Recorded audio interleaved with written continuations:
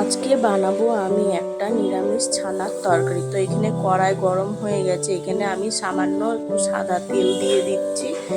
তেলটা গরম হয়ে গেছে, দিয়ে দেবো এবার আমি একটা শুকনো লঙ্কা আর এলাচ আর দারচিনি, তেজপাতা আর কিছুটা গোটা জিরে। তো এইটা একটু ভাজা ভাজা হয়ে এলে দিয়ে দেবো একটু আদা বাটা, তারপরে দিয়ে দিচ্ছি কাঁচা লঙ্কা কুচি।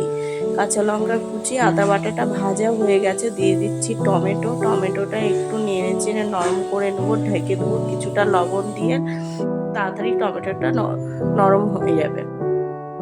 এবার আমি এটা নেড়ে চেড়ে একটু ঢাকা দিয়ে দেবো। দেখো টমেটোগুলো কত সুন্দর আমার গলে গেছে। টমেটোটা আর একটু নেড়ে মিশিয়ে নেবো, আর একটু ভালো করে টমেটোটা গলিয়ে দেবো। এর মধ্যে দিয়ে দিচ্ছি এবার ধনে গুঁড়ো, জিরে গুঁড়ো। খুব বেশি মশলা দেবো না, সামান্য মশলা দেবো। আর তরকারি কালারটা সুন্দর হওয়ার জন্য দিয়ে দিলাম কাশ্মীরি লঙ্কার গুঁড়ো আর হলুদ।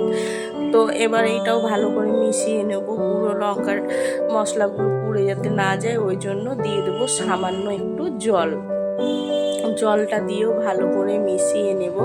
আর দিয়ে দেবো ক্যাপসিকামগুলো দিয়ে দেবো সব। ক্যাপসিকামের জল ছিল, ওই জন্য হাতে করে তুলে দিলাম, বাটিটা ঢেলে দিলাম না। তো এইটা খুব ভালো করে জল মিশিয়ে নেব, দিয়ে দেবো। সেদ্ধ হওয়ার জন্য সামান্য একটু জল দেবো, বেশি জল দেবো না এর ভেতরে। তো আমি অল্প একটু জল দিয়েছি, এবার ঢাকা দিয়ে দেবো। ওটাকে ঢেকে দিয়েছি। দেখো ক্যাপসিকামগুলো মঞ্চ খুব সুন্দর সেদ্ধ হয়ে গেছে, যা তলায় একটু লেগে গেছে ঠিক হয়ে যাবে, এখনই তুলে দিলে উঠে যাবে। তো আমি এখানে 1 কিলো দুধ নিয়ে ছানা বানিয়ে জল ঝরে রেখেছিলাম, তো সেইটাই দিয়ে দিলাম।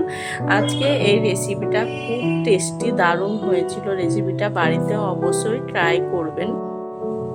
তো আমি নেড়ে চেড়ে ছানাটা মিশিয়ে নিয়েছি, এবার দিয়ে দেবো সামান্য অল্প জল, বেশি ঝোল রাখবো না, অল্প মাখা মাখা করে রান্না করব। এই রেসিপিটা ভাত রুটির সাথে খুবই সুন্দর লাগবে, রুটির সাথেও পরোটার সাথে ভালো লাগে, ভাতের থেকে রুটি পরোটার সাথে আরও বেশি দারুণ লাগবে।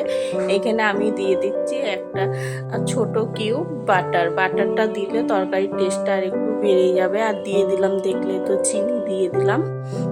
তো আমার তরকারিটা হয়ে গেছে, এবার গ্যাসটা বন্ধ করে নামিয়ে নেব।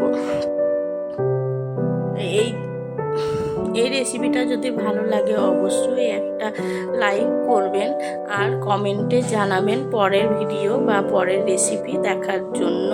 আর ভিডিওটা ফেসবুক থেকে দেখলে পেজটা ফলো করে দিবেন, ইউটিউব থেকে দেখলে চ্যানেলটা সাবস্ক্রাইব করে দিবেন। ততক্ষণ ভালো থাকবেন, সুস্থ থাকবেন। আবার দেখা হচ্ছে নতুন একটা কোনো ভিডিও।